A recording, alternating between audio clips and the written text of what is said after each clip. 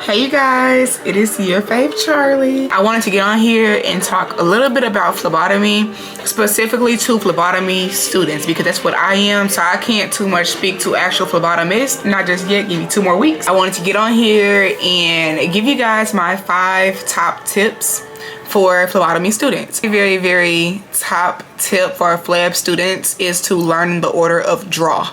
Before you learn anything else, before you learn how to take blood, before you learn bevel up, before you learn anything else, how to tie a tourniquet, learn the order of draw. If you don't know the order of draw, baby, you're not drawing blood. Because if you do a lavender tube top after a gray tube top, results wrong, feel me? And with learning the order of draw, I like to use a cute, creative acronym to help me learn it. So a lot of people, they have different ones. The one that I use is Big Lazy Rabbits Gray's Little Gardens. Blood cultures, light blue. Red, marble, tiger top, gold. Light green, dark green. Lavender, and gray. Now, mind you, the order of draw does vary, because as you can see in that one, the discard tube is not included. Pink was not included, and also royal blue was not included because royal blue goes in as it is called for in the order of draw.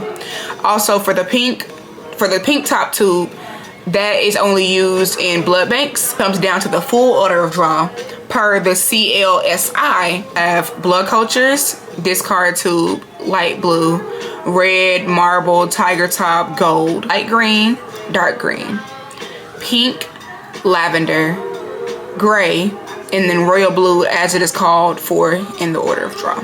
So again, I think that before you learn to do anything else, the first thing you should be studying and learning is the order of draw. So making sure that you know them in order per where you may work at, per what you learn in class, and also per what the CLSI wants you to learn as well. And also focus on one thing at a time. Don't try to learn the order of draw and what additives it may have, and if it's anticoagulant or coagulant, and if it yields this and yields that. That's a lot. Worry about the order of draw first and then study everything else after. You don't want to cram too much into your brain and confuse yourself. And everything else can come after. Even as you're studying your tubes, knowing that you're going to grab a light blue, you can look at your light blue and say, oh, it's a sodium citrate. So as you do your tubes, you'll be able to see what is inside of them, whether they have the additive or not. Most times you can even see if they have any additive at the bottom or any gel at the bottom, and you got this. Don't worry don't stress yourself out too bad, but just learn one thing at a time, and I guarantee you'll be good. My second tip is tourniquet first. So when it comes down to anything, tourniquet is first. Before you start drawing blood, what are you doing, class? Tying your tourniquet. Once you get a blood flow when you're drawing blood and you are filling up your last tube, go ahead and pop the tourniquet. So when I say tourniquet first, it comes in every single situation. Before you start drawing blood, tourniquet is first, and when you stop drawing blood, tourniquet is first. Tourniquet, tube, needle.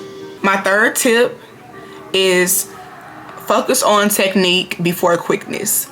I know you see all over TikTok, oh, don't leave tourniquet on for more than 60 seconds. As a student, you're going to be making mistakes. You're going to think that you're all set up. You've tied the tourniquet. You done palpated for 60 seconds by yourself.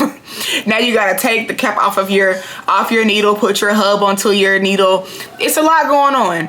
So as a student, I will say focus on your technique first, and quickness comes as you learn. You don't want to be like, oh, I only have a minute to do all of this. Do not focus on the time. As long as the tourniquet isn't on for too long, just focus on the technique before you focus on anything else. Do not stress yourself out about that. I know when I first started school, I was like, oh, it's been on for more than 60 seconds. I'll pop it, but in your head, if you're sitting here racing against the clock, you're not going to be precise. You're going to end up missing the vein. The vein is going to roll, or you're going to hurt somebody or yourself. So make sure before you focus on anything else, you focus on your technique, and you will get quicker as time comes. Number 4, hematomas are common mistakes made by phlebotomists. Not just phlebotomy students, but phlebotomists as a whole. Per the NHCO, the common reason why hematomas happen is if you're using the incorrect gauge size needle on a client or patient. So making sure that as phlebotomists, we will never use an 18 gauge needle. I know 18 gauge sounds smaller, but the smaller the number, the bigger the needle. So make sure you keep it between 21, 22, 23. And you shouldn't have a problem with hematomas. But even then, if you were doing a hand draw, make sure that butterfly, you're using a butterfly needle and not a straight needle. So hematomas are very, very common. If it happens to a patient, be sure to give them aftercare and do not freak out, because we're not perfect. And number 5, last but not least, learn one thing at a time. Like I just told you guys, when you learn the order of draw, don't focus on the additives or what it yields or anything like that. Just focus on learning one thing at a time. Focus on learning the order of draw.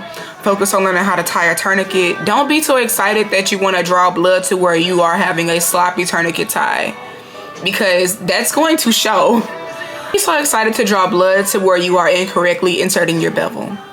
Focus on one thing at a time. It's okay to be anxious, it's okay to be excited, but just focus on one thing at a time. Make sure before you start drawing blood, all of your supplies are on the same side as the hand that you are working with.